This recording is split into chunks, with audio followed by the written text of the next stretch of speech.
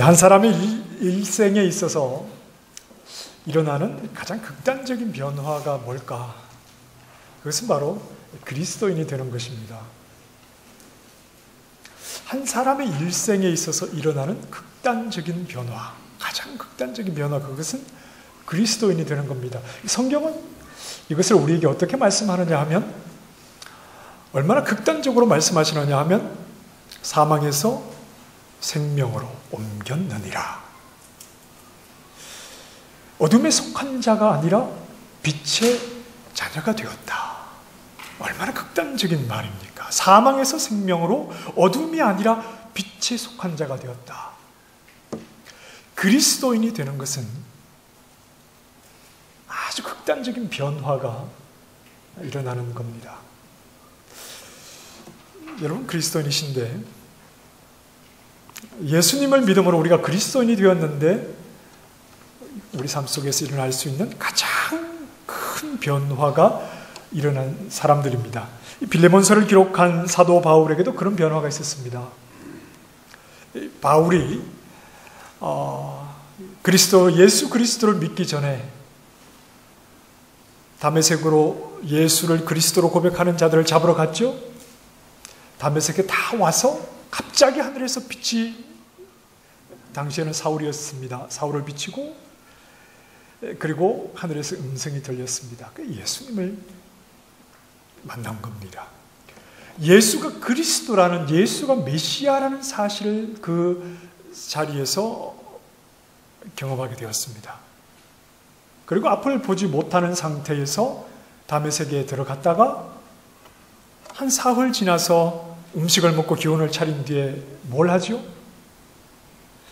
다메섹에 들어가서 그곳에 있는 유대인 회당을 찾아다니면서 혹시 이 속에 예수를 메시아라고 고백하는 자가 있으면 다 붙잡아가지고 그들을 끌고 가려고 왔는데, 그가 성경에 보니까 즉시로, 이런 표현이 있습니다. 다메섹에 들어가서 그가 회복한 뒤에 즉시로 다메섹에 있는 유대인 회당에 가서 예수가 하나님의 아들이다 증거를 했다는 겁니다. 며칠 전까지만 해도 다메섹에 오면서 목적은 예수를 하나님의 아들 그리스도라고 하는 자들이 있으면 그들을 잡기 위해서 왔는데, 완전히 180도 변화된 모습으로 오히려 그들에게 다가가서 예수가 하나님의 아들 메시아시다는 사실을 전하게 되었다. 이 바울에게 아주 극단적인 변화가, 그리스도인이 되니까, 예수를 만나니까 바울의 삶에 이런 놀라운 변화가 찾아왔습니다. 그리스도 예수를 위해서 감옥에 갇힌 바울, 오네시모라고 하는 도망친 노예를 만났습니다. 오네시모를 만난 바울은 그에게 복음을 전하였습니다. 마치 해산의 수고, 한 영혼이지만 그 영혼을 품고 해산의 고통을 하면서 그에게 그리스도의 복음을 충실하게 잘 전해 주었을 때, 갇힌 중에 낳은 아들이다, 이런 표현을 쓰지 않았습니까? 그 오네시모가 사도 바울이 전해준 복음을 듣고 그리스도인이 되었습니다. 갇힌 중에 낳았다, 이 말 속에는 여러 가지 많은 의미들이 그 속에 들어있을 텐데, 예수 그리스도에 대한 복음을 오네시모가 바울을 통해서 들은 후에 그는 그리스도인이 되었습니다. 이건 오네시모의 인생에서 놀라운 변화가 일어난 겁니다. 아주 극단적인, 그의 인생에 있어서 더 이상 일어날 수 없는 아주 큰 변화가 그에게 일어났다 하는 겁니다. 그 변화를 이렇게 표현합니다. 11절 말씀에 보면, 그가 전에는 내게 무익하였으나 이제는 나와 내게 유익하다. 유익한 자가 되었다. 오네시모가 그리스도인이 된 변화를, 전에는 너에게 무익하였지만 이제는 나와 너에게 유익한 자가 되었다. 이렇게 오네시모에게 일어난 변화를 설명을 하고 있습니다. 한 영혼이 무익한 존재이다가 유익한 존재가 되는 것은 그리스도인이 됨으로 일어나는 변화입니다. 한 영혼이 무익한 존재로 있다가 유익한 존재가 되는 것은 예수 그리스도를 믿게 될 때 일어나게 되는 변화다 하는 겁니다. 자, 그가 전에는 내게 무익하였으나 그랬습니다. 전에는 언제를 가리킵니까? 오네시모가 예수 그리스도를 믿기 전에. 무익하였다는 말은 무슨 말일까요? 이 오네시모가 너에게 손해를 끼친 노예였다 이런 말일까요? 물론 그런 말도 있겠지만, 그러나 조금 더 정확하게 이야기하면 전에는 무익하였다 이 말은 예수 믿기 전에는 그리스도인인 너에게는 무익한 자였다 이런 말입니다. 그 다음을 보면 더 잘 알 수 있습니다. 이제는 나와 너에게 유익함으로, 이제는 예수님을 믿은 후를 말하겠죠? 예수님을 믿은 후에는 너에게 유익할 것이다 이렇게 말하는 것이 아닙니다. 나와 너에게 유익한 자가 되었다. 바울과 빌레몬에게 예수를 믿은 후에 오네시모가 너에게 이제 유익을 끼치는 종이 될 것이다 이런 의미라기보다는 나와 너에게 유익한 존재가 되었다 이렇게 말하는 겁니다. 바울은 지금 어디에 갇혀있죠? 감옥에 갇혀있습니다. 왜 그렇습니까? 예수 그리스도를 만난 후에 다메섹 도상에서 말입니다. 그는 한결같이 예수 그리스도를 전하는 자의 삶을 살았기 때문에 그것 때문에 지금 감옥에 갇혀있는 사람입니다. 사도 바울을 통해서 복음을 들은 빌레몬은 어떻습니까? 빌레몬도 자기의 집을 예배 처소로 제공하면서 사랑과 믿음으로 성도들을 아주 착실하고 성실하게 섬기는 그런 믿음의 일꾼이었습니다.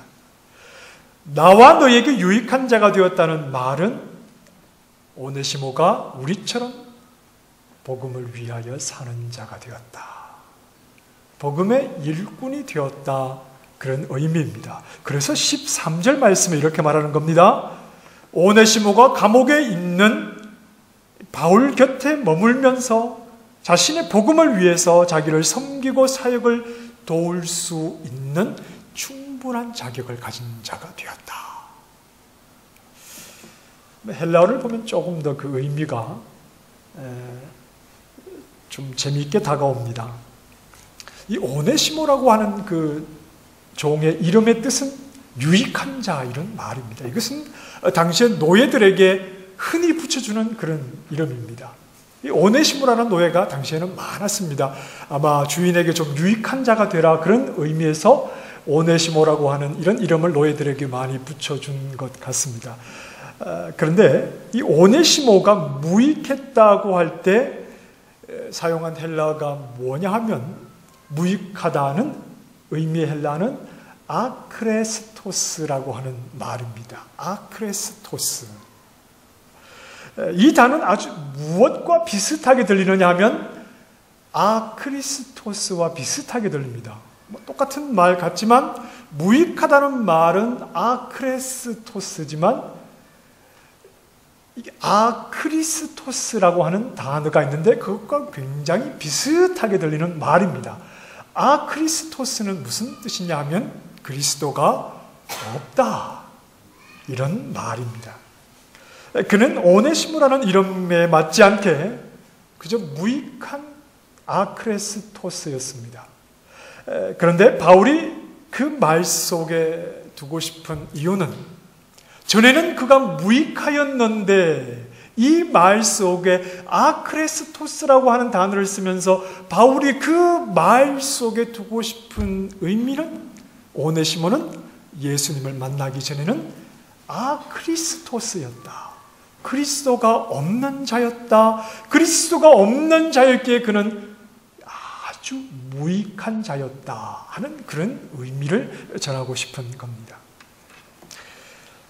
바울은 그리스도 없는 삶은 무익한 삶이다 이렇게 정의를 합니다. 그리스도가 없는 삶은 무익한 삶입니다. 그가 노예라서 무익한 것입니까? 그가 도망친 자이기 때문에 무익한 것입니까? 그렇지 않습니다. 오네시모는 여전히 도망친 자입니다. 여전히 노예입니다. 그러나 그가 예수 그리스도를 믿게 되었을 때 그는 더 이상 무익한 자가 아니라 유익한 자라고 말하는 겁니다. 그가 노예였기 때문에, 도망자였기 때문에 그를 무익한 자라고 하는 것이 아니라 여전히 노예의 신분이요 여전히 도망자의 신분이지만 그가 예수님을 믿게 되었을 때 그를 더 이상 무익한 자라고 말하지 않고 유익한 자다, 이렇게 부르고 있는 겁니다. 요즘 사람들은 예수 믿으라는 말을 좀 듣기 싫어하는 것 같습니다. 우리 고넬료의 초청을 하면서 이제 한 가족에서 그런 이야기를 해요. 누군가를 이제 위해서 좀 기도하고 고넬료의 초청에 초청해서, 고넬료의 초청이라는 게 뭡니까? 그를 초청해서 밥도 먹이지만 복음을 먹이겠다는 것 아닙니까? 복음을 전하겠다는 것 아닙니까? 그래서 좀 접근을 해서 이제 날도 정하고 초청을 하려고 하는데 그만 그 사람이 낌새를 알아차리고 이런 말을 했다는 겁니다.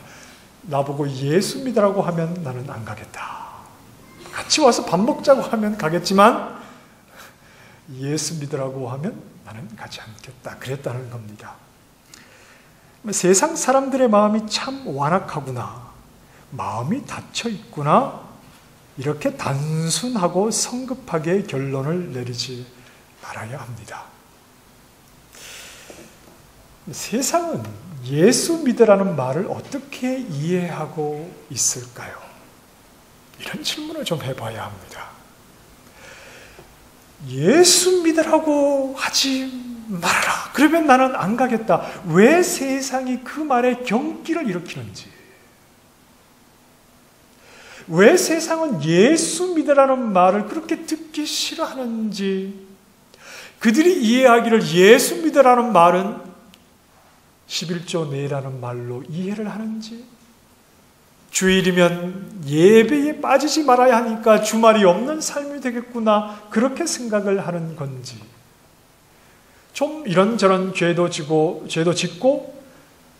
술, 담배도 자유롭게 해야 되는데 교회 다니는 사람은 술, 담배를 안 하니까 그런 것을 못해서 예수 믿으라는 말을 거부하는지, 왜 세상이 예수 믿으라는 말을 듣고 싶어 하지 않는지에 대한 좀 질문을 우리가 해봐야 되지 않겠습니까? 여러분, 예수님을 믿고 계십니다. 그렇죠? 어떤 질문이 나올까 싶어서 아멘을 큰 소리로 못 하시는 것 같은데, 이렇게 성도가 목사를 못 믿어서요. 여러분, 예수님을 믿고 계십니다. 그렇죠? 네. 좋으십니까? 그런데 왜 세상은 이 좋은 모임에 오고 싶어 하지 않는 걸까요? 우리는 예수님을 믿어서 너무나 좋은데 왜 세상은 이 속으로 들어오기를 그렇게 싫어하는 것일까요? 교회는 세상과 다른 편에 서 있습니다. 그런데 그 말이 교회는 세상과 별개로 그냥 각자의 삶을 살아간다는 말이 아닙니다. TV 같은 데 보면 그 동물의 왕국 이런 프로그램을 보면 그 넓은 초원의 짐승들이 이렇게 동물들이 풀을 뜯고 있지 않습니까? 그런데 거기에 보면 이제 얼룩말들은 또 얼룩말 한 무리가 여기에서 풀을 뜯고, 또 이쪽에서는 또 사슴들이 모여서 풀을 뜯고, 또 기린들이 모여서 풀을 뜯고, 그렇게 풀을 뜯다가 그냥 서로 별로 이렇게 신경도 쓰지 않고 서로에게 간섭도 하지 않고 각자 그냥 풀을 뜯다가 시간이 되면 다 흩어져 버립니다. 교회는 세상에서 그렇지 않습니다. 우리는 그냥 세상 속에 살지만 우리끼리 그냥 살다가 때가 되면 가버리고, 세상은 그냥 세상대로 살다가 그렇게 가버리는 교회와 세상의 관계는 그렇지 않습니다. 교회는 어떤 면에서 세상을 위해서 있습니다. 세상을 위해서 해야 할 일이 있기 때문에 교회가 세상 속에 있는 겁니다. 서로 다르지만 그냥 각자 별개로 살아가는 것이 아니라 교회가 세상에 있는 이유는 세상을 향해서 무언가 해야 할 일이 있기 때문에 교회가 있는 겁니다. 예수님께서 이런 말씀을 하십니다. 이같이 너희 빛이 사람 앞에 비치게 하여 그들로 너희 착한 행실을 보고 하늘에 계신 너희 아버지께 영광을 돌리게 하라. 너희 빛을 사람 앞에 비치게 해라. 그래서 그들이 너희의 행실을 보게 해라. 이게 교회와 세상의 관계입니다. 교회는 세상을 향해서 빛을 비추어 줘야 하고, 세상은 교회를 보고 우리의 행실이 어떠한가를 그들이 볼 수 있게 해줘야 하는 것이 세상 가운데 교회가 있는 이유입니다. 교회는 세상을 향해서 아주 적극적이어야 합니다. 세상을 향해서 그들에게 없는 우리만 가진 것이 무엇인지를 분명하게 보여주므로 세상을 생각하게 만들어야 합니다. 세상은 그대로 두면 죄악된 본성에 따라 그냥 자기들끼리 굴러갑니다. 그러나 이것이 세상을 지으시고 이 땅을 심판하실 하나님 앞에서 얼마나 멀리 떨어져 있고 하나님을 얼마나 대적하는 것인지 그들은 잘 모릅니다. 그들을 생각하게 만들어야 할 사람들이 누구냐 하면 바로 여러분들입니다. 하나님 없이 살아가는 세상이 좀 아차 이게 아닌가 보다 하는 생각을 만들게 해야 하는 사람들이 바로 여러분입니다. 여러분 눈을 한번 크게 떠보십시오. 우리는 세상을 향해서 위축되어 살아가는 자들이 아닙니다. 그렇다고 뭔가를 해서 이 세상 가운데 뭔가를 이루겠다는 것은 아닙니다. 우리는 세상을 생각하게 만들어야 합니다. 내 주변에 예수님을 알지 못하는 애기 엄마들이, 예수님을 알지 못하는 사람들이 나를 볼 때 생각을 해야 합니다. 아, 이렇게 살아서 안 되겠구나. 이런 생각을 하게 만들어야 합니다. 여러분, 우리는 그냥 세상 속에서 그냥 우리 일만 하다가 가는 게 아니라 세상을 위해서 우리가 있다는 것을 생각을 해야 합니다. 오네시모가 전에는 무익한 자였는데 이제는 유익한 자가 되었습니다. 전에는 크리스토스가 되어서 예수 없는 세상에 속한 자였는데 이제는 그리스도인이 되어서 예수 없는 세상의 그들과 내가 무엇이 다른지, 예수 안에 있는 내가 그들을 향해서 무엇을 말해줘야 하고 어떤 모습으로 서야 하는지 분명히 세상을 향해서 설 수 있는 자가 되었다. 그래서 그를 가리켜 유익한 자다 이렇게 표현을 하는 겁니다. 예수님께서는 우리 믿는 자를 향해서 이렇게 말씀을 하십니다. 너희는 세상의 소금이다. 이 말씀의 뜻은 이런 겁니다. 여러분 성경을 한번 보십시다. 레위기 2장으로 한번 가보십시다.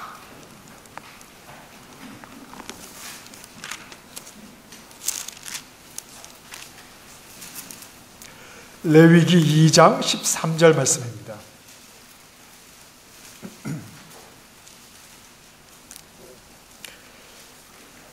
레위기 2장 13절 같이 읽어보겠습니다. 시작. 내 모든 소재물에 소금을 치라. 내 하나님의 언약의 소금을 내 소재에 빼지 못할지니 내 모든 예물에 소금을 드릴지라. 내 모든 소재물에 소금을 치라. 내 하나님의 언약의 소금이다 그랬습니다. 소금은 하나님의 언약의 소금입니다. 하나님이 자기 백성과 맺은 언약의 징표, 그 표시로서의 소금입니다. 예수님께서 우리를 향해서 너희는 세상의 소금이다 이렇게 말씀하신 것은 그리스도인은 하나님이 예수 그리스도 안에서 이 세상을 구원하시기로 약속하신 그 약속의 징표로, 그 표시로 우리가 세상 속에 있다 하는 말씀입니다. 소금을 보면서 하나님과 맺은 언약을 생각했던 것처럼 우리가 세상의 소금이라는 말은 세상이 우리를 볼 때 예수 안에 두신 하나님의 언약이 여전히 유효하구나 하는 것을 생각하게 만들어야 한다는 말입니다. 우리는 예수 그리스도를 믿어서 은혜로 구원 얻은 자로서 이 세상에 하나님의 은혜의 언약이 생각나게 만들어야 하는 징표들입니다. 우리를 볼 때 세상을 구원하시는 예수 그리스도 안에서 이 죄악된 세상을 구원하시는 하나님의 언약이 우리를 통해서 세상이 생각나게 해야 하는 그 역할을 우리는 그 언약의 소금이 되어서 감당해야 하는 겁니다. 예수 안에 하나님이 이 세상을 구원하시겠다는 약속이 있으니 먼저 예수 안에 있는 우리의 모습, 우리의 말과 우리의 행실과 우리의 생각과 우리의 가치관들을 그들이 보고 너희도 하나님의 언약 안으로 들어오라는 메시지가 되어야 한다. 그게 바로 이 세상을 아직도 예수 그리스도 안에서 구원하시고자 하시는 그 언약의 징표인 세상의 소금인 우리가 되어서 그들에게 생각하게 만들어야 하는 역할을 우리 그리스도인들이 해야 하는 겁니다. 여러분, 예수님을 믿고 계십니다. 예수님을 믿는다는 말은 그렇게 가벼운 말이 아닙니다.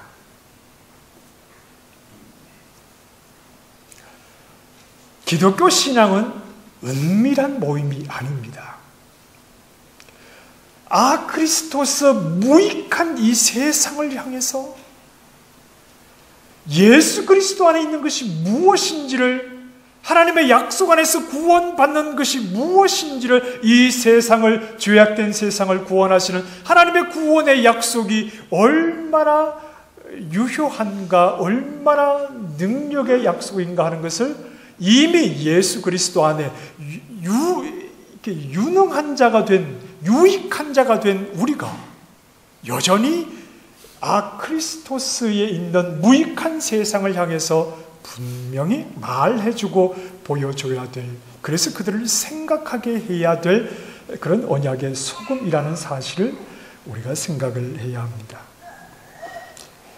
우리는 예수 안에서 놀라운 변화가 일어난 사람들입니다. 우리 일생에서 가장 극단적인 변화가 일어난 사람들입니다. 그 변화가 일어난 사람들은 이제 그리스토스, 그리스도 밖에 있는 저 무익한 세상을 향해 그들을 맞서 당당하게 서서 그들에게 말할 수 있어야 하고 그들에게 보여줄 수 있어야 합니다. 그래서 바울은 끊임없이 세상을 향해 나아갔습니다. 그리고 이제 예수를 믿어 유익한 자가 된 오네시모도 바울의 복음을 도울 수 있을 만큼 유익한 자가 되었다. 세상을 향해 당당하게 설 수 있을 만큼 그리스도 안에서 유익한 자가 되었다.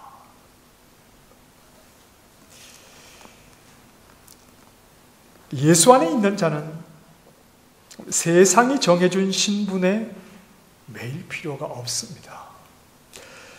네가 예수 믿으면 뭐하냐? 너 노예 아니냐? 아닙니다. 바울이 그래서 말합니다. 16절 말씀에 보면 이후로는 종으로 노예로 대하기보다 사랑받는 형제로 대하기를 원한다. 그가 종이면 어떠냐? 그가 노예면 어떠냐? 그는 예수 그리스도 안에서 유익한 자가 되었고 무익한 세상을 향해서 분명히 그리스도의 복음을 말할 수 있는 자가 되었다. 이렇게 말하는 겁니다. 여러분, 지금 내 형편이 어떠하든지 그것이 예수 믿는 나를 초라하게 만들어서는 안 됩니다. 세상이 지금 나를 판단하는 그 기준이 어떠하든지 그것 때문에 예수 믿는 내가 초라해질 이유가 아무것도 없습니다. 세상은 하나님 앞에서 무익할 뿐입니다. 그리스도 밖에 있는 것은 무익한 자들입니다. 내가 노예이면 어떻습니까? 사도 바울처럼 내가 감옥에 갇혀 죄수의 신분이면 어떻습니까? 누가 노예를 인정합니까? 누가 죄수를 인정합니까? 내가 돈이 좀 없으면 어떻습니까? 내가 사람이 세상이 인정해 줄 만한 그런 것 자랑할 것이 없으면 어떻습니까? 뭐 어떻습니까? 우리는 그리스도 안에 있는 자들 아닙니까? 예수 믿는 사람들 아닙니까? 여러분, 기독교 역사에서 예수 믿는 것이 세상 앞에 초라한 적이 없습니다. 내가 예수 믿는 것이 세상 앞에 초라할 때는 기독교가 망하는 시간들이었습니다. 예수 믿는 자가 세상 앞에 세상의 조건에서 당당했던 자들은 별로 없습니다. 그들은 다 박해받는 자들이었고, 그들은 별로 세상에 내세울 만한 자들이 아니었고, 별로 가진 자들이 아니었고, 그러나 하나님은 그런 자들을 부르셔서 하나님의 하나님 되심을 드러내는 겁니다. 여러분, 세상이 나를, 이민사회에서 내 위치가 아직도 그것에 매여 있으면 질문하셔야 합니다. 내가 정말 예수 믿는 사람인가? 세상이 나를 뭐라고 말하든지 그것은 나를 초라하게 만드는 것도 아니고 아무것도 아닙니다. 예수 안에서 나는 유익한 자가 되었기 때문에 그렇습니다. 나는 예수 그리스도 없는 이 세상을 향해서 분명하게 그들에게 그리스도의 복음을 증거해주는 당당한 자가 되었기 때문입니다. 지난 가족 모임에서 우리 이런 말씀을 나누었습니다. 우리 그리스도인의 멋짐이 무엇일까? 우리 그리스도인은 어떨 때 멋진 사람들인가? 골로새서 3장 12절 말씀을 보았는데요. 여러분 화면을 보시고 한번 읽어보실까요? 시작. 그러므로 너희는 하나님이 택하사 거룩하고 사랑받는 자처럼 긍휼과 자비와 겸손과 온유와 오래 참음을 옷 입고, 옷 입는다는 말은 정체성이죠. 우리가 누구냐? 너희는 하나님이 택하사 거룩하고 사랑받는 자들처럼, 복수형입니다. 우리를 가리킵니다. 하나님이 택하셔서 거룩하고 사랑받는 자들이 누굽니까? 예수 믿는 우리들입니다. 그러니 우리가 어떻게 옷 입어야 하느냐? 어떻게 예수 믿는 자다워야 하느냐? 긍휼과 불쌍히 여겨주는 겁니다. 자비와 겸손과 온유와 오래 참음을 나의 정체성으로 옷 입고 살아갈 때 그것이 멋진 그리스도인의 모습입니다. 나에게 긍휼과 자비와 겸손과 온유와 오래 참음을 옷 입고 그렇게 세상 속에서 살아갈 때, 이야, 참 멋진 그리스도인이다.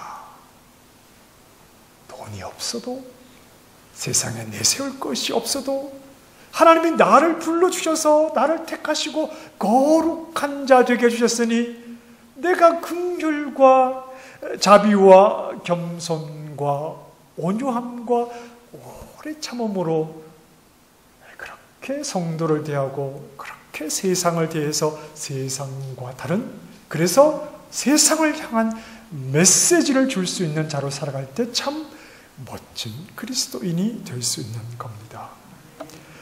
예수 믿는다는 말은 가벼운 말이 아닙니다. 우리 인생에 일어날 수 있는 가장 극단적인 변화입니다. 다메섹의 바울처럼 완전히 변화되어서 이제는 세상을 향해서 예수 그리스도를 전하는 메시지를 가진 자로 살아가는 것입니다. 그것이 예수 없는 무익한 세상을 향해 예수 안에서 유익한 자가 된 그리스도인의 모습입니다.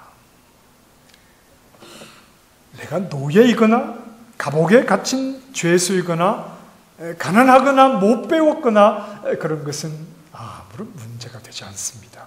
세상에 보여줄 예수님이 내 안에 계시면 되는 겁니다.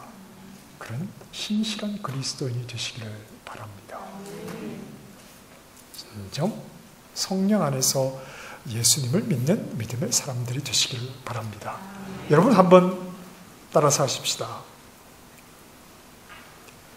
나는 긍휼과 자비와 겸손과 온유함과 오래 참음으로 옷 입은 사람입니다. 다시요. 나는 긍휼과 자비와 겸손과 온유함과 오래 참음으로 옷 입은 사람입니다. 정말 멋진 그리스도인, 멋진 우리 교회 성도들이 다 되시기를 주님의 이름으로 축원합니다. 기도하겠습니다.